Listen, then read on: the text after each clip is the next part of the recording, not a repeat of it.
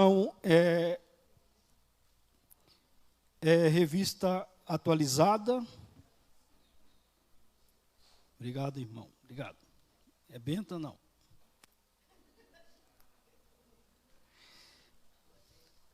Primeiras Coríntios, capítulo 12, versículo 27.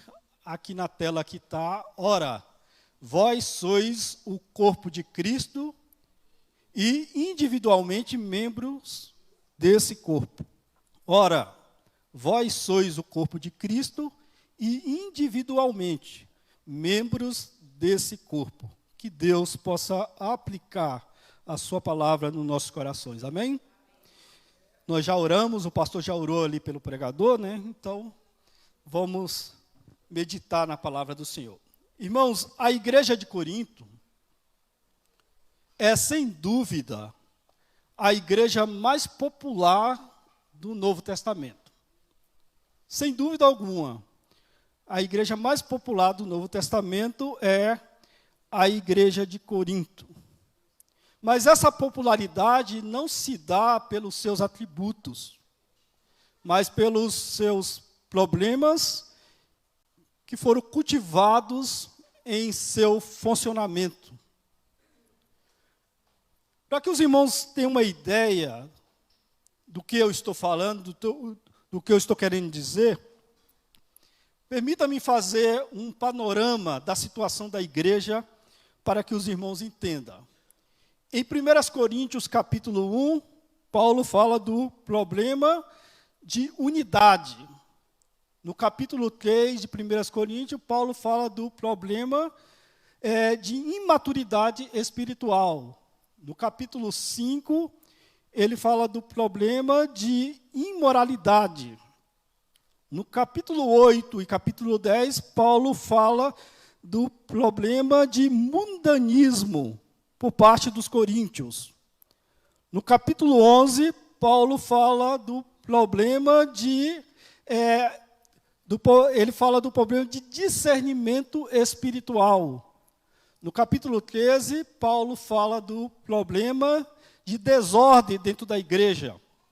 No capítulo 15, Paulo fala de um problema doutrinário, onde esse problema doutrinário ele envolvia exatamente a ressurreição dos santos. Então, podemos ver aqui que a igreja de Coríntios, em si, era uma igreja problemática. Ainda no capítulo 1, nós podemos ver que, diante desse problema de unidade que existia na igreja, Paulo vai dar duas razões para isso: dissensões entre os irmãos da igreja e partidarismo. E Paulo ainda vai dizer no capítulo 1 que havia na igreja de Corinto 4 grupos distintos na igreja.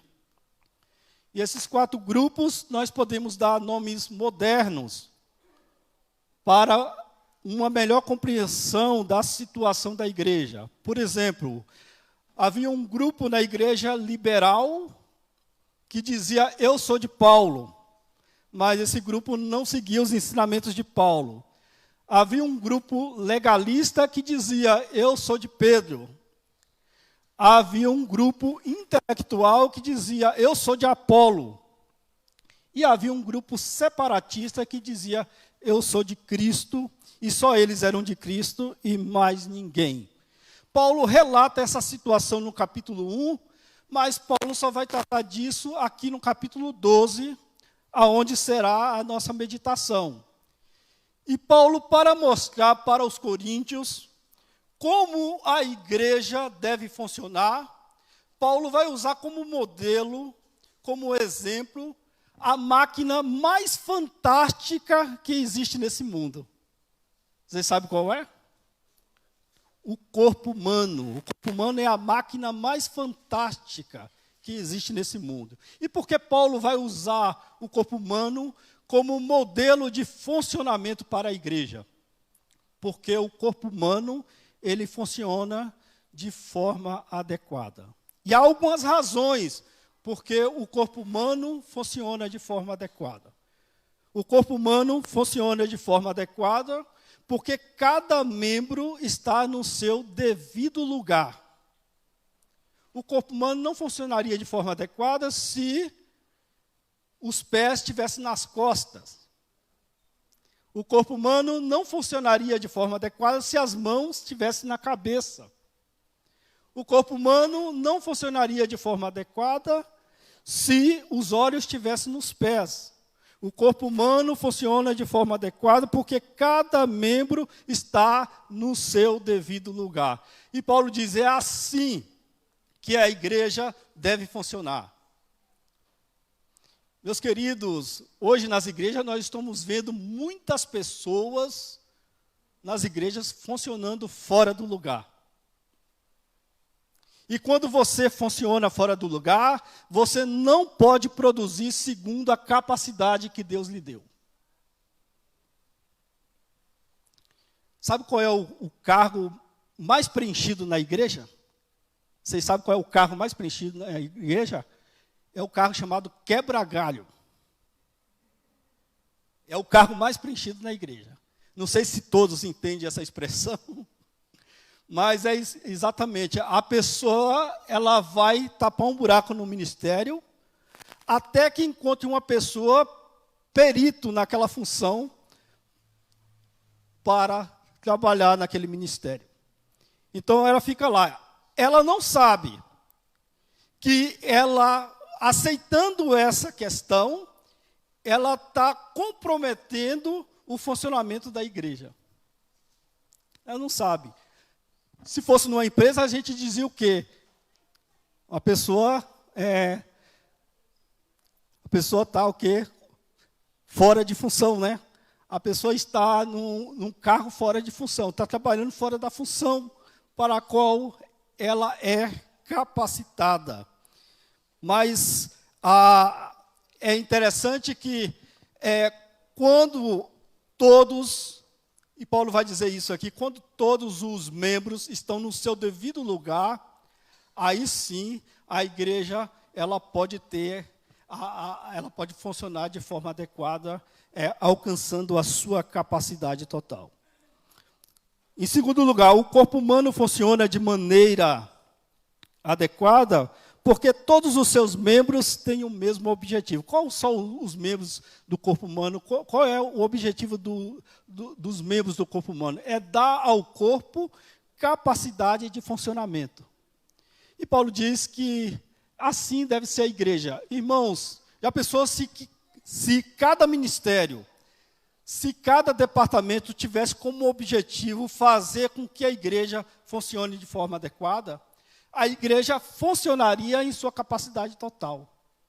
Mas, segundo algumas estatísticas, a igreja ela funciona 70% da sua capacidade e não na sua capacidade total. Por quê? Porque o seu funcionamento é comprometido, porque nem todos têm o mesmo objetivo. Há, na igreja, muitas vezes, entre os departamentos, uma competitividade.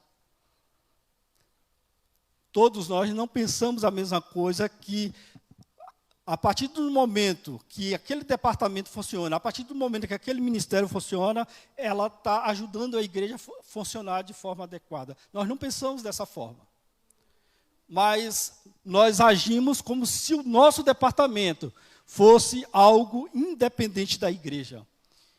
E aí fica comprometido o funcionamento da igreja. Em terceiro lugar, o corpo funciona de forma adequada porque todos os seus membros funcionam de maneira simultânea e sincronizada. É interessante que no corpo humano, um membro não atropela o outro em seu funcionamento. É interessante que no corpo humano, um membro não prejudica o outro em seu funcionamento. É interessante que no corpo humano bem ajustado, um membro ele não funciona fora do tempo. Ele funciona exatamente naquele tempo ajustado. E todos os membros do corpo funcionam de forma sincronizada. E Paulo diz que é assim que a igreja deve ser. A igreja não pode funcionar de forma adequada se ela está funcionando de forma desordenada. Um ministério não pode prejudicar o outro no seu funcionamento. Um ministério não pode atropelar o outro. Ou seja, deve existir na igreja um alinhamento, um ajustamento para que todos venham funcionar de forma sincronizada para que a igreja seja edificada. Agora vem a pergunta principal dessa meditação. Se nós temos a orientação de Paulo, se nós temos a orientação de Paulo, que não é exatamente de Paulo, mas é do próprio Deus, se nós temos o corpo humano como modelo excepcional de funcionamento, como exemplo, então por que as nossas igrejas não funcionam de forma adequada? Quero nessa manhã dar 3 razões porque a igreja não funciona de forma adequada nos nossos dias. E a primeira dela é, a igreja não funciona de forma adequada porque nem todos os seus membros sabem a sua identidade no corpo de Cristo. Há 20 anos atrás eu estava numa sala de escola bíblica dominical com 70 jovens. E eu dei um papel para cada um para responder apenas uma questão. E a questão era, qual é a sua identidade no corpo de Cristo? E para minha surpresa, 90% daqueles jovens responderam, eu não sei qual é a minha identidade. Se eu não sei qual é a minha identidade no corpo de Cristo, eu estou perdido dentro da igreja, sem identidade. Se eu não sei qual é a minha identidade no corpo de Cristo, eu não sei para o que fui chamado. Se eu não sei a minha identidade no corpo de Cristo, eu não sei qual é o meu dom. E dom é a capacidade espiritual dada a cada crente no processo do novo nascimento. Se você nasceu em Cristo, você tem pelo menos um dom. E dom difere de talento. Talento é a capacidade natural ou adquirida que é nos dado para o nosso desenvolvimento no mundo. Mas o dom não, o dom é para ser desenvolvido na igreja ou em prol da igreja. E é interessante que Paulo vai dizer aqui no capítulo 12 que há uma relação da Trindade com a nossa identidade no corpo. Veja comigo, capítulo 12 de Coríntios, versículo 4 a 6, veja o que é que Paulo vai dizer. Versículo 4, capítulo 12, versículo 4, Paulo vai dizer, ora, os dons são diversos, mas o Espírito é o mesmo. Isso quer dizer o quê? Que quem dá o dom é o Espírito Santo. Versículo 5. E também há diversidade de ministérios, e aqui algumas traduções falam serviço, mas o Senhor é o mesmo. Então, o Espírito Santo dá o dom, mas é Jesus que dá o ministério. Versículo 6. Há diversidade de realizações, mas o mesmo Deus é quem opera tudo em todos. Não sei se vocês entenderam. No versículo 4 diz que é o Espírito Santo que dá o dom. No versículo 5 diz que é Jesus que dá o ministério. Mas no versículo 6 diz que é Deus que opera através de você. Amém? É Deus que opera através de você. Então, meus queridos irmãos, há um processo que é realizado pela Trindade no na nossa identidade espiritual. Em segundo lugar, a igreja não funciona de forma adequada porque todos querem ser a mesma coisa. Na igreja de Corinto, nós podemos ver que todos queriam os cargos ministeriais que davam status. Todos queriam os dons que pudessem ser vistos por toda a igreja. E Paulo tenta orientar a igreja aqui no capítulo 12. Veja aqui no capítulo 12, versículo 17. Capítulo 12, versículo 17. Paulo vai dizer o seguinte: se todo o corpo fosse olho, onde estaria o ouvido? Eu não consigo conceber uma imagem de um corpo só de olho. Se todo o corpo fosse olho, onde estaria o ouvido? Se todo ele fosse ouvido, onde estaria o olfato? Aí no versículo 18, ele vai dizer algo importantíssimo. Mas Deus dispôs os membros, colocando cada um deles no corpo, como Ele quis. Então Deus colocou cada membro no devido lugar para funcionar, para que o corpo pudesse funcionar de forma adequada. Mas Paulo vai traduzir isso para os coríntios aqui mais embaixo, no versículo 28. Capítulo 12, versículo 28, Paulo vai traduzir isso aqui, dizendo, a uns estabeleceu Deus na igreja, primeiramente, apóstolos. Em segundo lugar, profetas. Em terceiro lugar, mestres. Depois, operadores de milagre. E depois, os que têm dons de curar, o de ajudar, ou de administrar, ou de falar em variedade de línguas. Aí ele vai fazer a pergunta aqui, será que são todos apóstolos? Será que são todos profetas? Será que são todos mestres? Será que são todos operadores de milagre? E é interessante que a resposta para essa questão é não. Não são todos a mesma coisa. Já pensou se nessa igreja todos fossem músicos? Onde estariam os pregadores? Se todos fossem pregadores, onde estaria o pessoal da sonoplastia? Se todos fossem sonoplasta, aonde estariam os professores da EBD? Mas Deus colocou a cada um no seu devido lugar para que a igreja, sua igreja, fosse edificada. E é interessante que Paulo vai dizer mais uma coisa importante aqui. Ele vai dizer que aqueles dons, que aqueles ministérios que a gente acha mais insignificantes na igreja, esses são os mais necessários.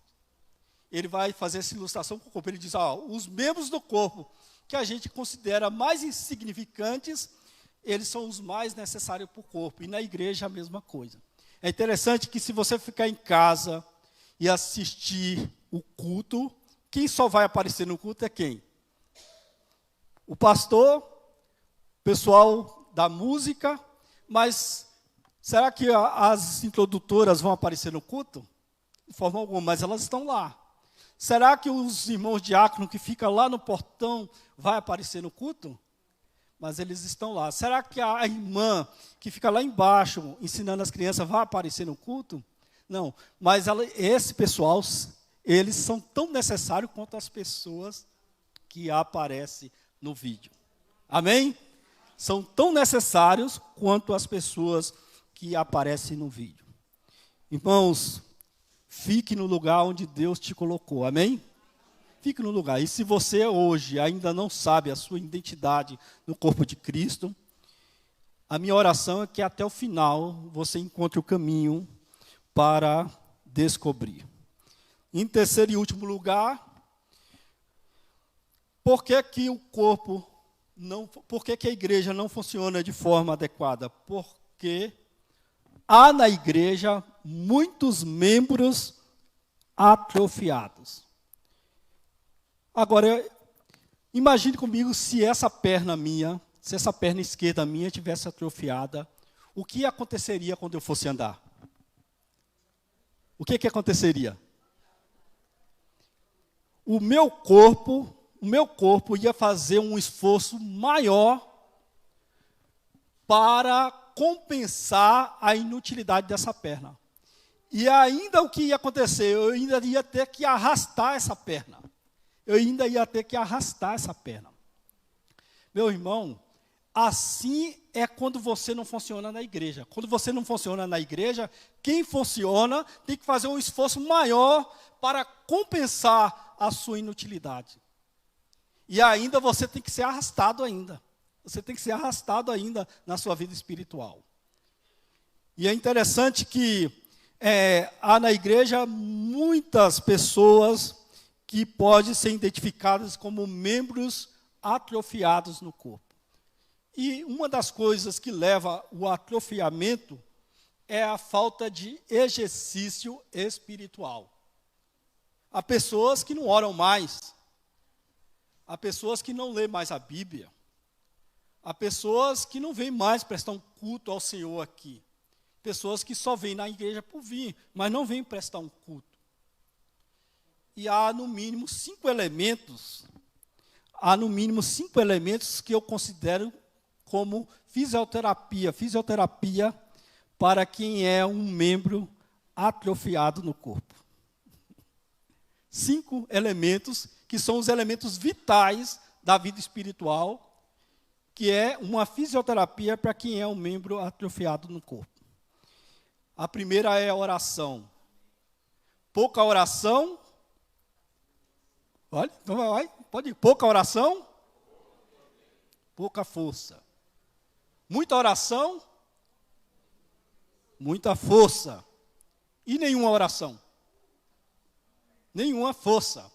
Então, a nossa vida espiritual depende, sim, do exercício da oração. O segundo elemento é a leitura da palavra. Quando você ora, você fala com Deus, mas quando você lê a Bíblia, Deus fala com você. Agora eu pergunto, quantas vezes na semana você permite que Deus fale com você? Uma vez só? 2? Ou todos os dias você permite que Deus fale com você? A terceira é a adoração. Precisamos vir ao culto, prestar um culto ao Senhor. Nós não podemos vir ao culto como espectadores do culto, ou como críticos do culto. Nós precisamos vir ao culto, prestar um culto ao Senhor. E quando nós prestamos um culto, nós somos beneficiados com isso. A terceira, a comunhão um com os outros. A comunhão fortalece a nossa vida espiritual. E a quinta é o testemunho pessoal. Alguém disse que o testemunho do crente é o 67º livro da Bíblia. E sabe qual é o livro da Bíblia que o vizinho mais lê? A sua vida. A sua vida. Então, nós precisamos ter um testemunho poderoso para que as pessoas sejam alcançadas para o Senhor Jesus Cristo. Quero terminar essa meditação lendo o versículo 31, capítulo 12, versículo 31, vai dizer da seguinte forma: entretanto, procure com zelos os melhores dons. Essa palavra aqui, procure, no grego, não é para encontrar. Essa palavra tem um sentido de procurar para descobrir. E eu passo a mostrar-lhes um caminho ainda mais excelente. E esse caminho mais excelente que Paulo está dizendo aqui é o caminho do amor. Quanto mais você estiver no caminho do amor, mais clara vai ficar as coisas na sua vida espiritual. Por isso eu vou dizer, ame ao Senhor, ame a igreja, ame o evangelho, ame as pessoas. E a partir do momento que você amar, você vai se envolver. E a partir do momento que você se envolver, você vai acabar descobrindo a sua identidade no corpo de Cristo. Se você não sabe, se envolva, ame, siga esse caminho mais excelente que Paulo nos dá aqui. E no final, você vai ficar claro o dom que existe dentro de você e o propósito para qual você existe no corpo de Cristo. Então, que Deus possa nos abençoar e que a sua palavra possa encontrar guarida nos nossos corações.